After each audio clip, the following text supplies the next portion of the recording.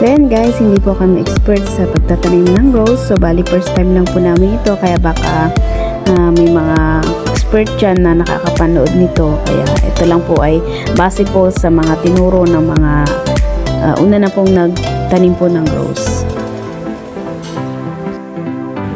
Ito po ay sinusukat nila para pantay-pantay po yung spacing ng pagtatanim po dito.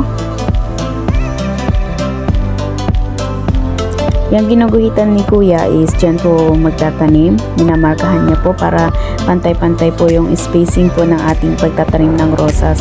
At pagkatapos po nito, bago taniman, ang ginagawa po nila is binabasa po nila yung lupa para medyo malambot po yung lupa pag itinusok na po yung rose.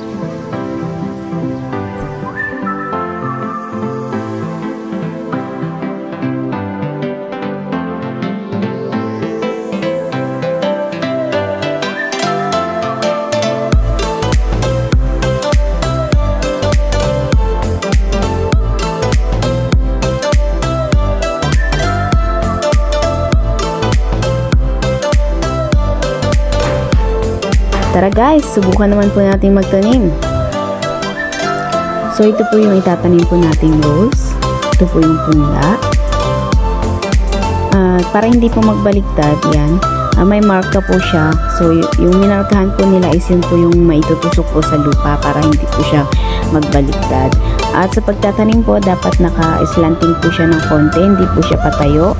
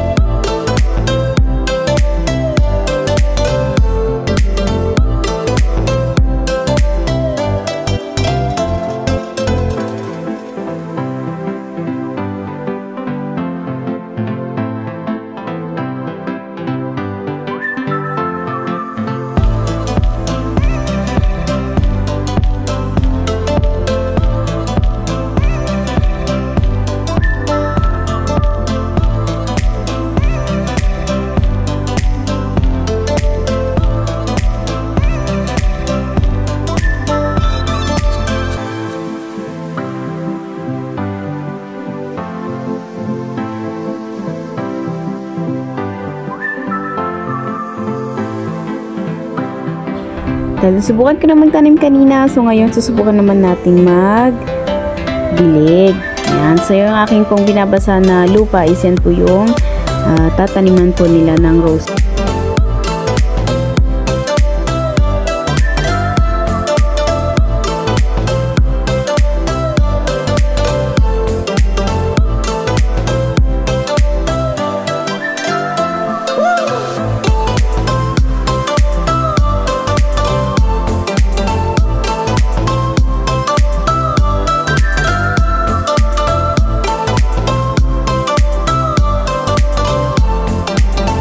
Ito po yung punlang rose. So, dyan is binabasa ko po siya dahil mainit po sa araw na po yan ng pagtatanim po.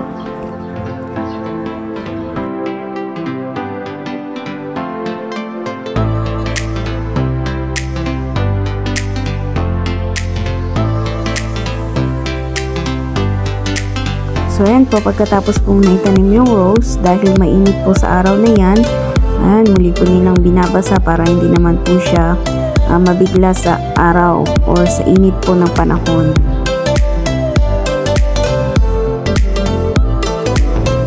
So, yan. Magsha-shower po muna yung mga roses po natin para maging refreshing.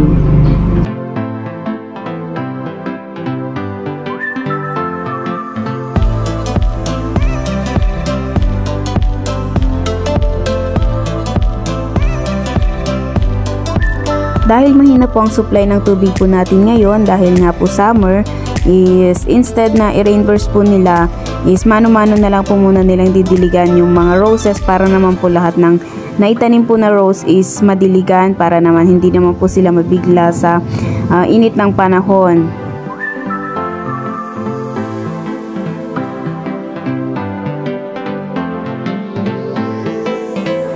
Sa pagtatanim po ng rose, dapat po is laging basa po ang ating mga punlang rose, lalo-lalo na po sa unang linggo ng pagtatanim po.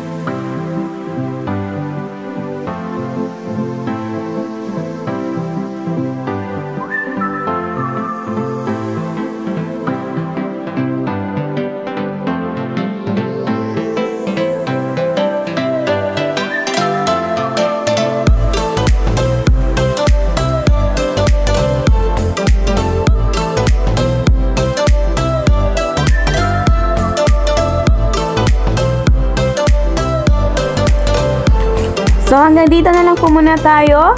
Sa mga susunod po nating video, papakita ko naman kung ano na ang next stage ng ating pagtatanim po ng roses. Papakita ko po sa inyo sa next yung mga tumubo na. Kaya kung bago ka pa lamang sa aking YouTube channel, huwag kalimutan mag-subscribe and hit the notification bell para maging updated ka sa aking mga susunod na video. Bye-bye!